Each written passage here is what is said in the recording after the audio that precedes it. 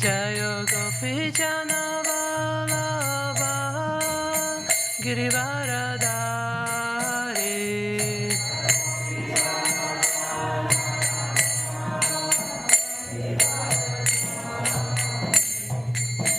Yashodanandana Vraja Jana Ranjana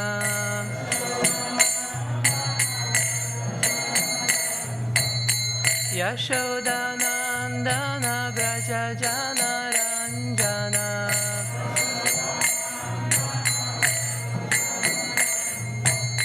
Yamuna Tira Vanachari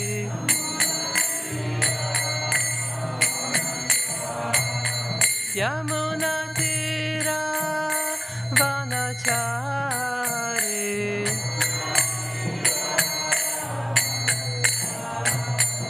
Jayo Radha Madhava Kunja Vihari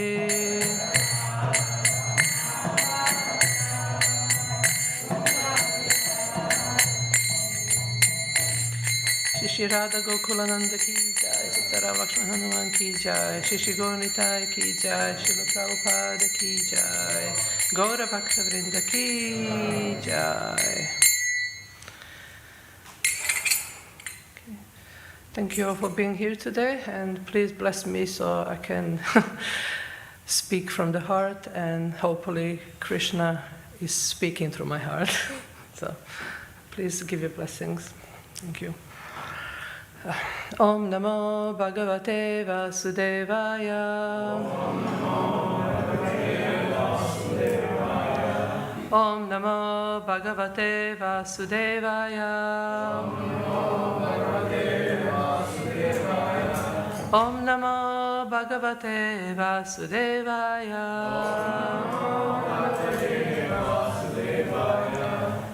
So today we are reading Srimad Bhagavatam, Canto 3, Chapter 13, verse number 40, the appearance of Lord Varaha.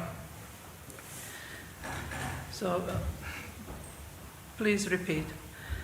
Damshtagra Kotya Bhagavam Stvayadrita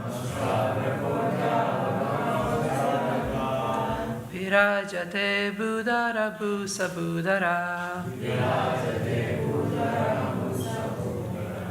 Yathavanani Sarato Datadrita Matan Gajendrasya Sapatra Padmini. I'm going to read one more. Damshtagra Kotya Bhagavam Stvayadrita Virajate Budara Bhusa Budara Yathavanani Sarato Datadrita Matan Gajendrasya Sapatra Padmini. Prabhus, please. Damstagya Kotya Bhagavam Stvayadrita Virajate Budara Bhusa Budara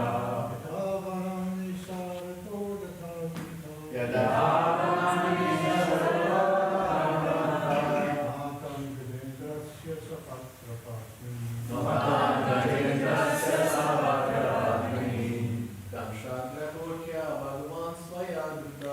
Damshtagra Kotya Bhagavam Stvayadrita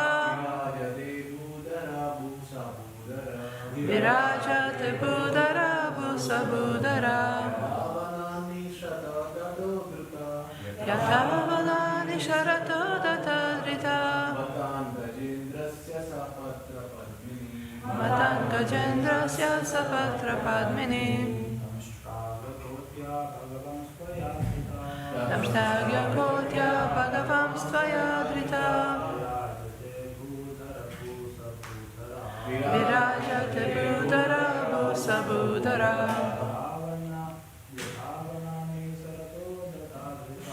Yathavanani Sarato Datadrita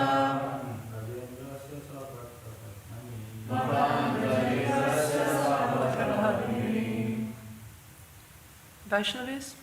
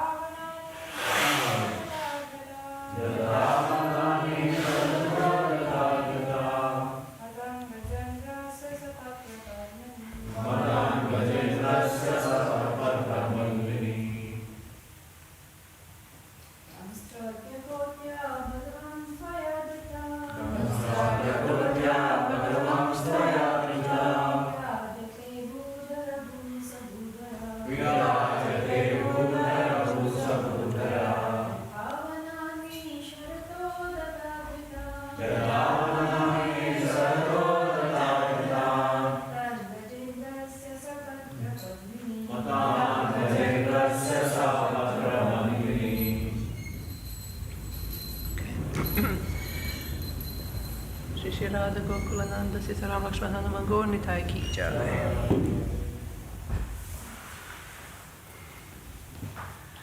Damshta Agra.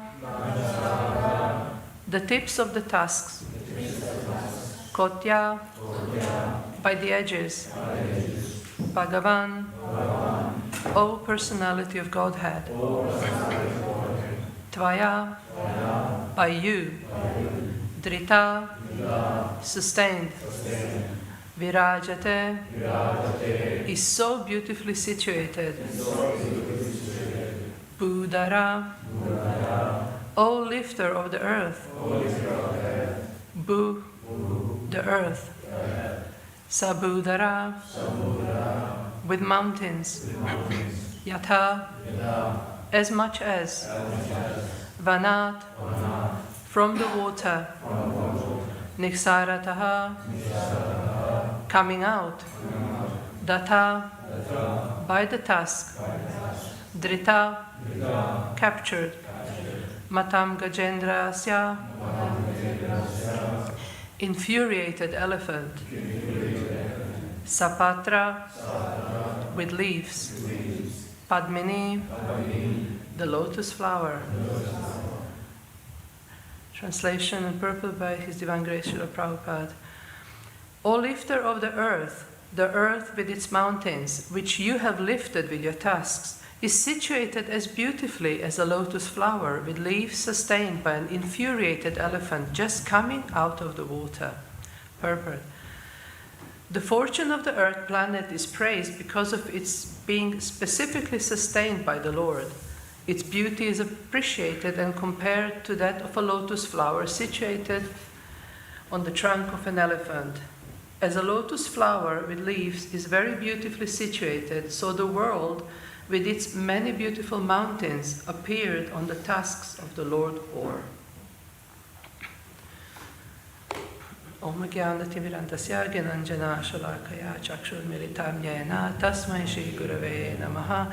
Jai Shri Krishna Chaitanya Prabhu Nityananda Shri Advaita Gadadara Shivasadi Gaura Bhakta Vrinda. Hare Krishna Krishna Krishna Hare Hare, Hare Rama Rama Rama Hare Hare. Okay, very beautiful verse.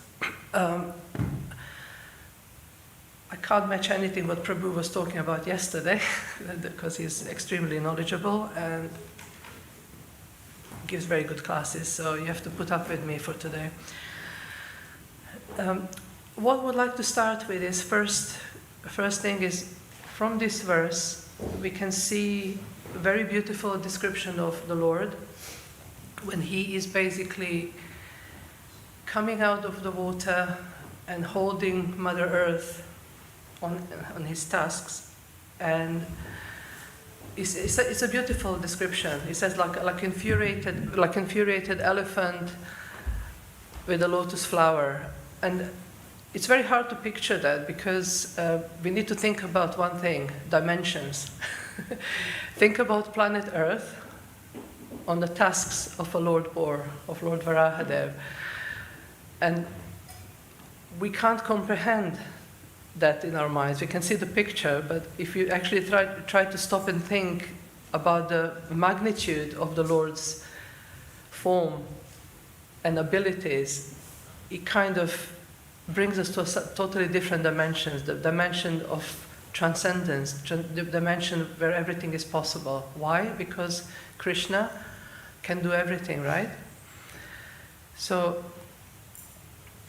in this scene, I would just like you to really think about this picture of the Lord lifting the earth. And the reason why I'm asking you to do this is we can very easily understand that the reasons why the Lord appeared. So would anybody be able to tell me, why did Lord Varahadev appear? What was the purpose of his appearance? Why did he come to rescue the planet Earth? I mean, he could have created many Earths, right? Do you agree with that? Lord can create. So why did he come to specifically rescue this planet Earth? Anyone? This is transcendental pastimes. Readiness to give. Business comes to save the glory school. Mother Earth is a devotee, so it can save. Yes. And then we can in the future create these Yeah. What would be the key word in this presentation? Like, if you have to summarize it in one word, why did Lord Varaha come? Okay, we say pastimes, but what was there? Why do we rescue people? Why do we help anybody? What's the key word? Compassion. Compassion. I said compassion, mercy, love. So Krishna, Lord Varahadev, in this situation, he didn't have to do any of that, but he did it because he wanted to. There was multiple reasons, of course. One was to restore planet Earth into the order of the universe. Second one was to please the devotees who came and said, please, can you deal with this situation? And, well, there's many, like I said. Number three would be, he came because to show that he can do anything and come in any form he likes. So the most suitable form for lifting up the planet from the depths of the ocean, because she wasn't just dropped in, she was concealed. She was like covered. So perfect form was actually bore because it has tusks, and the tusks are good for digging. So Lord appeared in a perfect form to rescue the planet Earth. So in this context, what else can we understand that I would like to talk, so we talk about the purpose of appearance. Next one is, what's the message in all of this? And third one, which I would like to come back later, is how do we apply these things in our own lives, and what does it mean to us? Because we can read Bhagavatam and discuss Bhagavatam, but if we don't take anything out, like when the class is over, if you don't take anything out of it, it's kind of, what's the point? So it's very important to actually stop and think about what we do, why we're doing it, and what's the goal. So the goal here is not me sitting here looking smart, definitely not smart, but it's to discuss the transcendental message from Srimad Bhagavatam and repeat the words that Srila Prabhupada very carefully put into the book, explaining the context and explaining what's going on there, so we can nicely understand that. Why? Because this helps us on our path in spiritual life.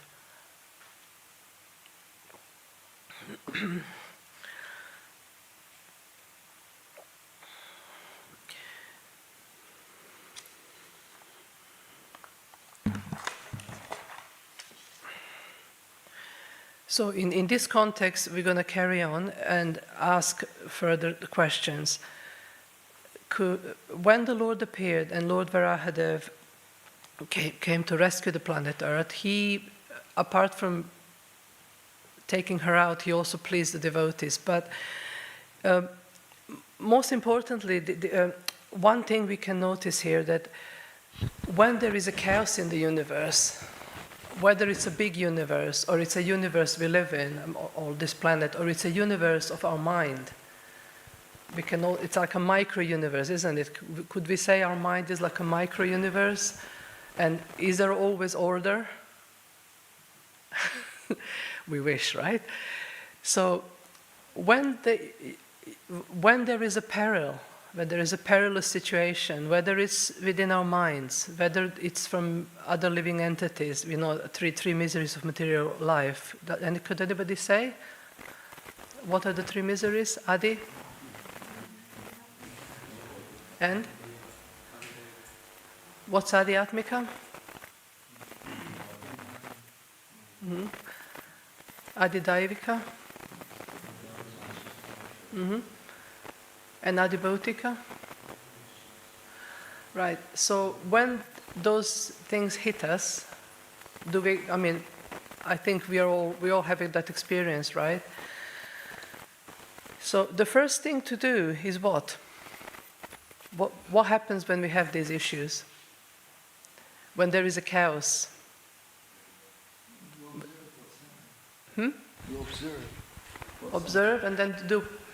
What action do we take? Do we take any action? We pray. As Prabhu was saying yesterday, most of the Bhagavatam is about prayers, and most of the time we pray for something, but the Bhagavatam is teaching us that prayers are deeper than that. The prayers are about connecting with the Lord, about connecting with devotional service and utilizing our ability for service. So the next thing with this would be the mercy, because why Krishna has to do anything? That was the original question. Why did Varahadev come? Why did he have to do anything? He didn't. He didn't have to do anything. But he did, out of causeless mercy and compassion. And that's the underlying tone of Krishna consciousness, of our movement, of our presence here, and preaching we do, and parampara. Everything is mercy. Do we agree with that?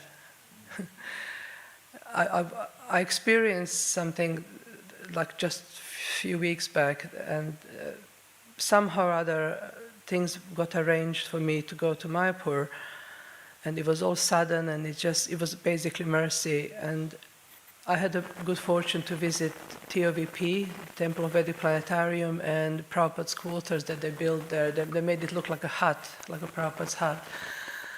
And while I was inside there and looking at Prabhupada's work, and just Srila Prabhupada sitting there, and that atmosphere, this whole thing, it kind of just, sometimes you have this like a eureka moment. I just thought, if it wasn't for Srila Prabhupada, I wouldn't be here in Mayapur, inside TOVP. TOVP wouldn't be there.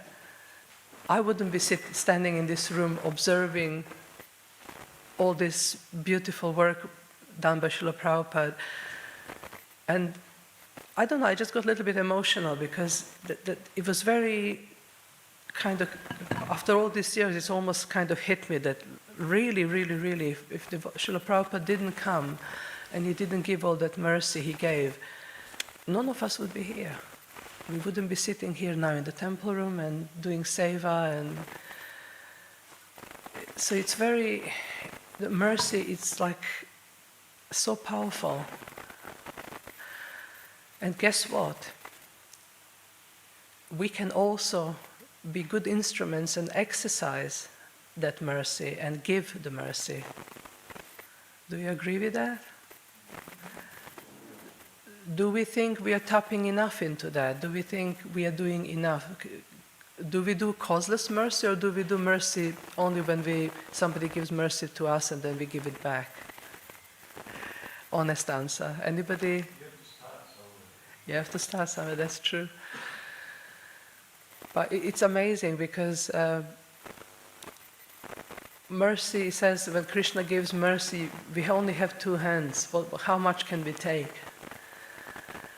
And it's true, because the depth of this Krishna consciousness, the depth of bhakti, the depth of the reason why we are here, it's actually like limitless. Because we are spirit souls in this material world, and we are connected eternally with our spiritual source, who is Krishna, and we are connected with the bhakti, and Krishna is unlimited, and everything in relation with Krishna is unlimited. Yet we are here fiddling with the material world and not paying attention to our eternal identity, to our real identity. So I would like you to just do a little exercise now, and that's to think about something that happened to you that was very kind of not very nice, that it really caused you sort of distress, or you were so worried. Try to bring back that thought and try to find a moment when you felt Krishna helped you. It must be something somewhere that happened. So I would like you all to just take 10-15 seconds, just sort of think deeply about when you had something really some difficulties and you thought all was lost and it's impossible, and then suddenly something happened and just everything changed.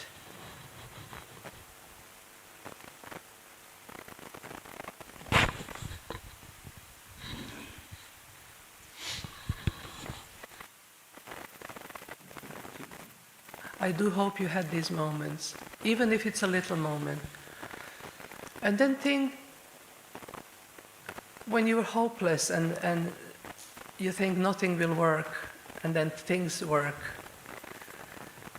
Did you remember Krishna? Did you remember, did you think, wow, this is Krishna working now?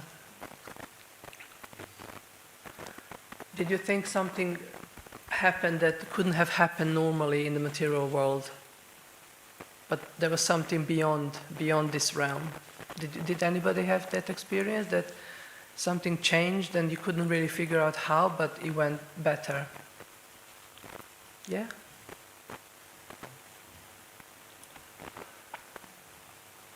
Because the whole Bhagavatam, it goes like that. There is lots of bad situations in Bhagavatam, lots of stories that are quite traumatic. There are lots of events that devotees suffer. I mean, Krishna, why Krishna does these things? Why are, there is so many stories when, I don't know, when we heard about Lord Shiva being insulted, during the yagya of Daksha, and the whole chaos that happened afterwards, and then we hear about, I don't know, my brain is a bit fried. Any more things, any more stories when things were like not very good in Bhagavatam? Anybody reads Bhagavatam? Prahlad Maharaj, yes. That boy went through a lot. What else? Who else? What other stories we can remember? Queen Kunti. Prayers of Queen Kunti are there. What happened to her? What happened to Queen Kunti? There is a whole chapter of prayers. Why did she pray? What did she pray about? Mm-hmm.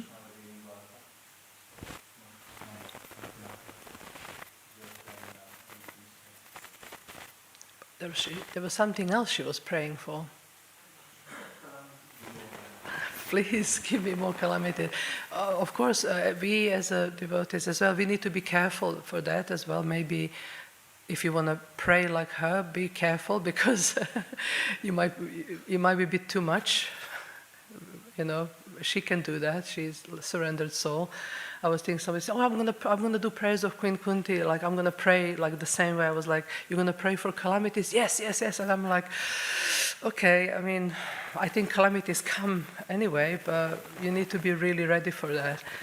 And why is that? Because what happens when bad things happen? Like Mother Earth got kidnapped and hidden away, and there was a whole chaos, and Hiranyaksha and Hiranyakashipu were terrorizing the whole universe. What's going on? Why is Krishna allowing that? Krishna can just stop it like in a millisecond.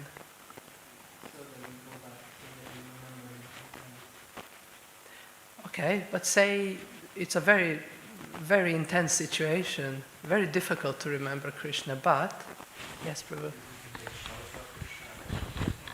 Mm-hmm. Why? Because events push us where? To the edge, right? The events in life happen, and what happens then? We try to take shelter of maybe different things, right? Let's be honest there. I do. You try, let me talk to my husband, let me do this, let me maybe read, but not, you come to the point where you have to do what? And pray. Prayers are very powerful. And we do pray. I believe we all pray every day. But when are your best prayers? Why? What makes the difference?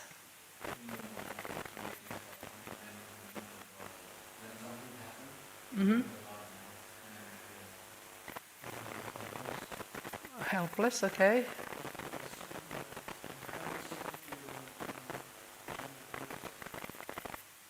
I didn't hear that. Mm-hmm. And one more thing. Ladies, you're a bit quiet. Hmm? Is anybody with a microphone could maybe... Oh, it's too quick, I'm sorry. You need some superpower there. I'll be slower. Okay? Okay. So, anyhow, mercy. So mercy is powerful. When do we need mercy? We need it all the time, but we are not aware that we need it all the time until something really bad happens and pushes us to the edge, when we finally think, okay, nothing else works. Krishna, please help me. I'm literally zero without you. We need that number one to make it meaningful, right? Krishna is number one. We are just zeros. Like, we can be thousands of zeros, but it's just still zero. With Krishna, we get that number one, when it makes it kind of, suddenly there is something, there is meaning, And important thing is emotion. We get pushed to the point when the ego and all that, like, I'm good, I can do this, it kind of crumbles. And the real emotion, really what's deeply in our heart, we finally allow that emotion to come out and connect with Krishna. When I talk about emotion, I don't talk about sentimental thing like, oh yeah, I'm crying now for Krishna, and like, look at me, I'm devotee or whatever. I'm talking about the deep, profound emotion when we actually pray from our hearts. And it's very difficult to pray from our hearts when everything is good. Because we get accustomed, right? We are comfortable, everything is fine. Life is good. But is it? Is it really good? It's a surface. It's good, but any moment, what can happen? We can go any moment. We can leave this body any moment. Anything can happen any moment. Things can change, turn around any moment. Because that's the nature of this world. And as in this verse, in this whole chapter about the appearance of Lord Varahadev, is described this whole build-up of how things are happening, and the prayers, and finally even the miracle of Lord's appearance. In this case, Lord Varahadev appeared from? Where did he come from? From nostril. I mean, Krishna is, you have to admit, Krishna he's very original in what he does stuff. Who would have thought of it? Coming out, like Lord Brahma is there, like he's talking and then suddenly Varahadev comes from his nostril, and he's like, what just happened? I mean, think about that situation. You're a big Lord Brahma, you're speaking with them, you're reassuring them, yes, we pray, we're gonna sort this out, and then suddenly the help comes. It doesn't come on a knight in a shining armor, but it comes as a little boar from his nostril. And then immediately, as Lord Brahma was in a state of shock, like, what's happening? Lord Varahadev just immediately assumed giant form, beautiful, smiling, just looking with all compassion and love. And he said, yeah, this is, you asked for help, here I am. And because I'm here to please you, I'm here to help you, because you're helpless. You can't do anything.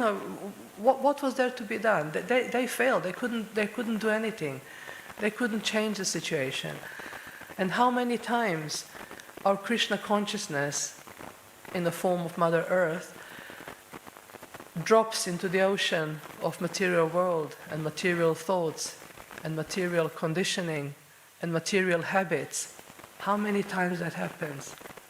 So many times. For me, I can say it's so exhausting. It's so exhausting. You feel one day it's so good, you feel connected to Krishna, and the next moment that beautiful consciousness just drops into the ocean of this material world. It's gone. And you're like, what just happened? And there is imagine losing something in the ocean. What are the chances of finding it? Zero. And how do we restore that consciousness? How do we get back to reality, to real transcendental living? We need our own Varahadev. We really, really need Lord to come and find it and bring it to our attention, bring it so we can see it and we can restore it, we can help restore it and look after it. Do you agree it's difficult? But what is easy to do in that situation? What do you do in that situation? Anybody wants to share? What do you do when you wake up one day? Prabhu was talking about it yesterday, actually. The two things about, responsibility, and there was two things he mentioned. One was intelligence, strong intelligence, right? And what was the second one? Desire. So going back to that, it was a brilliant meditation that strong intelligence can help us in those situations. I'm pretty sure we all have some intelligence or lots of it, but strong intelligence is something else. What does it do to us? Why do we need that strong intelligence? I'm talking about spiritual intelligence, the intelligence that tells us, I know you really want to sleep now, but you should get up.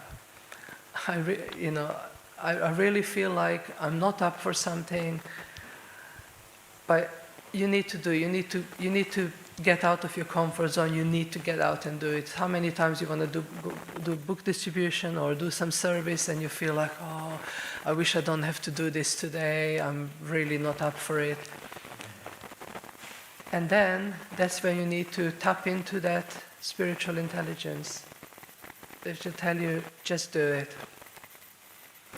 How do we gain that spiritual intelligence? What are some of the things that can strengthen the core of it and keep us safe in our spiritual life? You have to speak louder. Shastra. I mean, like studying, reading, paying attention to it? Yes, absolutely. Bhagavatam. We got 18,000 verses there. Bhagavad Gita. Engage in devotional service. Krishna says those who engage in devotional service are given buddhi, intelligence. Gives us intelligence. Absolutely. Absolutely necessary. Yesterday, Chaitanya Charan Prabhu said, if we could do contemplation, what we read, and take away what convinced you in that, whatever you read, and contemplating on it, strengthens intelligence. Mm-hmm. So, why am I... Yes, Prabhu.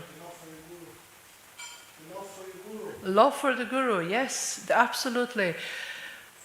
Why are these elements important? Why are we discussing this now? What is it? we are talking Bhagavatam, of course, but these little things we discuss here, for what purpose? Practice, that's it. Action, taking action, practice, faith. So many elements. And we are busy. We are busy doing service, we are busy chanting, we are busy doing so many things, but we do need to stop sometime, hit the pause button and just contemplate and reflect on these facts. And like what are we lacking? We need to be honest with ourselves, find the things you lack, find the things and be honest with yourself. There was a time like everybody wanted to be perfect devotee and everybody wanted to show up like everything is just 100%. But as the time goes, you realize it's not always the case, or hardly ever. And you shouldn't be embarrassed or ashamed to speak to your confidential friend, to talk about stuff that are actually obstacles in your spiritual life. It's very important to accept them so we can deal with them. Because if we don't accept them, they will fester there and they will so slowly, like little bugs who attack the plant, our bhakti lata. They're going to be just nibbling on our bhakti lata and just sort of destroying it. And that's why it's important. Association of devotees is so essential. When we say association is about having a good, strong devotees who are better than us, who are more advanced than us, and who are very compassionate towards us. It's a perfect combination, right? And then when we learn all of that, what do we do with it? We can give. We can pass it on to somebody who is in a greater need. Everybody is on some stage. There are always going to be somebody who needs help and somebody who can give help. Shri Radha Gokulananda Sitaram Lakshmi Hanuman Shri Gornitai Ki Jai.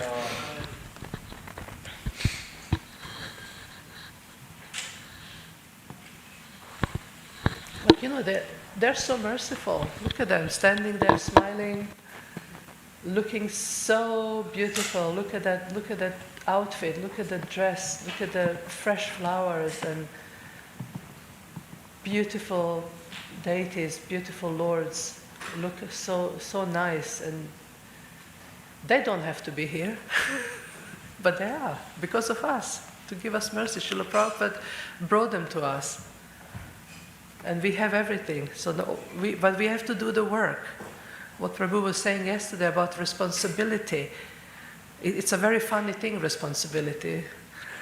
Because so often we hear, Krishna, it's Krishna's arrangement. I have to see what Krishna's plan is. Krishna did that. That's Krishna's arrangement.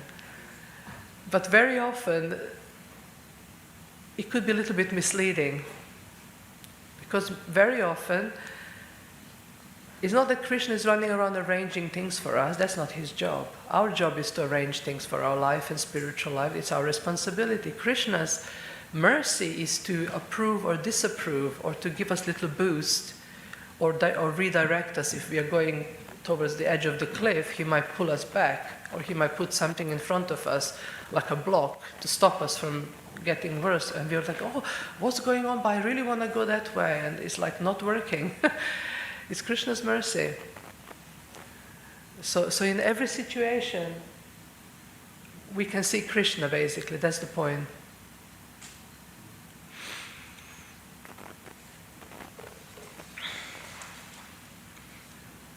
What can we say about responsibility? How are we responsible? What does it mean in spiritual life? What is spiritual responsibility? Eating prasad? It's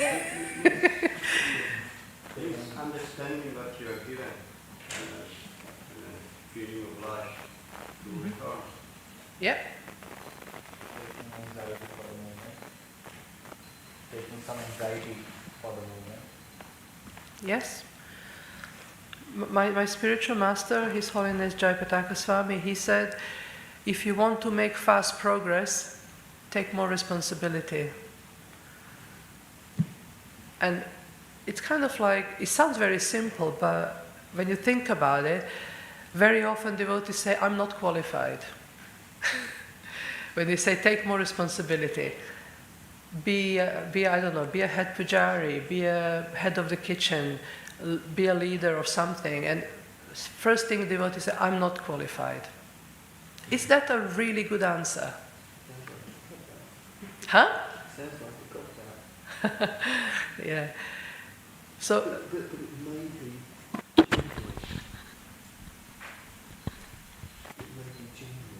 genuine. but the problem with that, yes, is it could say it's genuine. We are not qualified. But say opportunity is there and service needs us, and when we say we are not qualified, it depends what we think of that. Does it mean we don't have a set of skills necessary for that service? Say somebody wants you to cook and you haven't got a clue how to cook.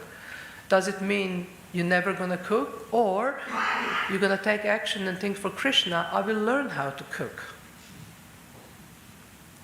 Which action is more favorable? Do you think you should just say, I'm not qualified, Prabhu, not me? Or, you know what, let me learn this. Why not? Let me try. And then you learn more skills. Can I say something that's said to me? There was a manager, Swiss manager, and he says, first thing to realize is to know your level of incompetence. You know, so many people, they go for the highest, but they become incompetent, and so we have to have an understanding that we are fallible, and life's a teacher in that way. You know, it's like the number of times I clean something, and then it jumps out my hand, and I have to clean it again. It's a horrible thing in old age, you know, accidents, tripping over, banging your head. It's life. It's a reality check, you know. It is. Yeah. But we have to get up and try again. Yeah, no, that's right. And that's the beauty of Krishna consciousness. Yeah. Not to be discouraged. Because it's very easy to get discouraged. Like Mother Earth was probably very much hopeless. You know, imagine that, being kidnapped and stashed away, and it's like, who's going to find me? You can think, but very often we can think that, who's going to find me? Will Krishna's mercy find me? And how does Krishna mercy find us? Is through the mercy of devotees. And could be mercy of other people as well. It doesn't have to be even devotees. We can meet somebody random, and that person can say the exact thing we need to hear.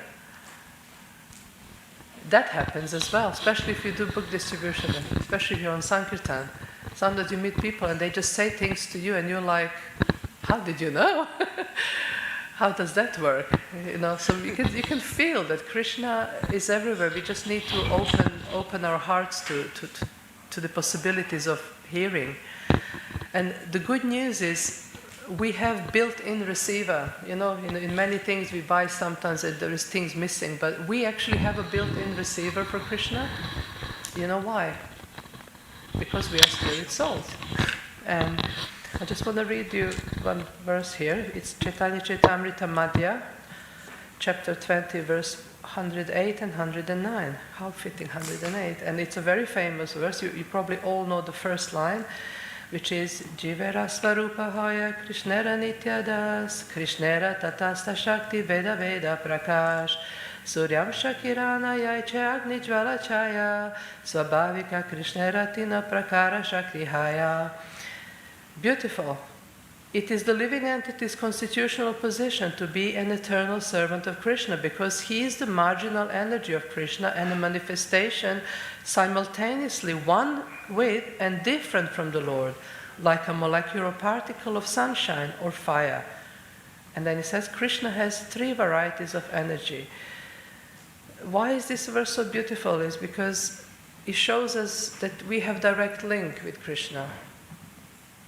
We are part of Krishna. Krishna created us. We are part. we can ask for help, we can beg for mercy, we can approach Krishna as a person. Very important thing. Krishna is not just some deity on the altar sitting there. He's a person. He's a personality. You know, we cook. We don't. You know, we cook for Krishna like 6 times a day. Krishna is fed, and he's put to sleep in the night, and he's put into night dress every night, and then in the morning he's washed and he's put into new outfit. He's dressed and decorated. Look at that. Every single day, those personalities on the altar get dressed with great care. 5 pujaris and 1 more who does backup. 6 devotees are there taking care and dressing them so beautifully and washing them. It's they're persons, they're personalities, and they're approachable. So when we pray, when we approach them, try to see them as personalities. Try to see them as someone who hears you, who responds to you. I mean, somebody said once, we look at the deities and they stand still, but they're more alive than we are. and that really struck me. They're more alive than we are. Why? Because we are tiny soul in a big material body, material world, while they're transcendental, wherever they are. So to conclude here is, beautiful Lord Varahadev appeared, Krishna appeared. Lord Varahadev is his Leela avatar, so he comes because of the Leela, but really he appears to please his devotees out of love. Why you want to please anyone? Why does Krishna want to please his devotees? Because he hates them? I want to see who is awake. Because he loves them, right? And that love is the key ingredient. We call love bhakti. Bhakti as a sentiment when we want to do something for Krishna just because. Okay? No motivation. Not, I'm going to do this for Krishna, but I'm hoping Krishna will reward me. I mean, that's also good. It's a good stepping stone. It's best to have some relationship than no relationship. But the aim, the goal of this whole, our exercise in this lifetime, being devotees, is to achieve that finer level of love, which is bhakti, which we do things for Krishna not because we want something back, but because it's pleasing the Lord. And one thing we can connect as well is pleasing the Lord. We please our spiritual master. If you don't have one, you have Srila Prabhupada is always here, but we actually have not just one, we have all Guru Parampara. So by pleasing all those Vaishnavas who are present, they're spiritual personalities, they're present, even like now, they're present. Pleasing them and then pleasing the Lord, because when we offer everything to the Lord, we offer to Guru and to Parampara, and then we hope that by their mercy our offering is passed on to Krishna. So that's the system, how it works. We don't offer directly to Krishna, we offer to spiritual master who offers to his spiritual master, then it goes on all the way to Lord Krishna. And with that we have hope. And I hope that by listening to this and thinking about and having some takeaways that what we can do in our life is to sincere pray. When the difficulties come, do think of Krishna. Krishna is there somewhere in the whole situation. Don't lose hope. And try to surround yourself with devotees who care about you. And if you don't have any, make more contacts, reach out, speak, create meaningful relationships, because trust me, you will need them. And with that, I will finish here. And if you have any more questions, I'm happy to answer. Srimad Bhagavatam ki jai. Go, Ranga. Yeah. It's just some thought. Krishna acts very slowly. That's the point. Like, it takes ages. Like our life. I probably everybody has that you don't understand why things happening. Maybe after many years, you realize. And between this period, many leave, many get disappointed. All of us going through doubts, almost like. A few times happened. I almost gone, almost left, almost drop it. I don't know, Krishna just waiting and observing, like in case of Draupadi, but we are not on that level. So I don't know how to maintain that faith that these things will be revealed and cleared, but may pass many decades before we understand. Yes, I totally hear you there. Same things happen. And what I noticed that works in those difficulties is what I didn't realize before, because it's sort of we get frozen when things happen like bad, and we allow we just all these doubts just get out of proportion, and then we fight them on our own. And I noticed fighting on my own is probably the worst thing to do, because we lose perspective. It's like being in the eye of the storm. We don't really see the devastation that's causing, but we think we are in control, but we are not. So one thing I learned to do is definitely to try to strengthen the intelligence and just take action. And even if you feel like you hate it or you don't want to do it, go for Mangalarati, phone up devotee, listen to some class, find something to do, go for kirtan, even if every cell of your mind is telling you, oh, I don't want to do this. You just kind of, you must. It's really that taking some action that will, like what you said, you have to start somewhere. Just tiny steps. So when you feel you can't do anything, do a tiny little step. Just say Hare Krishna. Just look at your deities. Just I don't know, offer them a few nuts or something. Just offer incense, and just while you're offering, you have to kind of look at them, so you focus. That maybe that moment of focus will be like a little breakthrough or something. And I noticed that inaction is, in my case, is usually the worst thing to do. And the best thing to do is to force yourself to do some changes and take some action when those things, because they do come. Those doubts come, things like, I can't do this anymore. Yes, they're all there. But that's why it's good you have somebody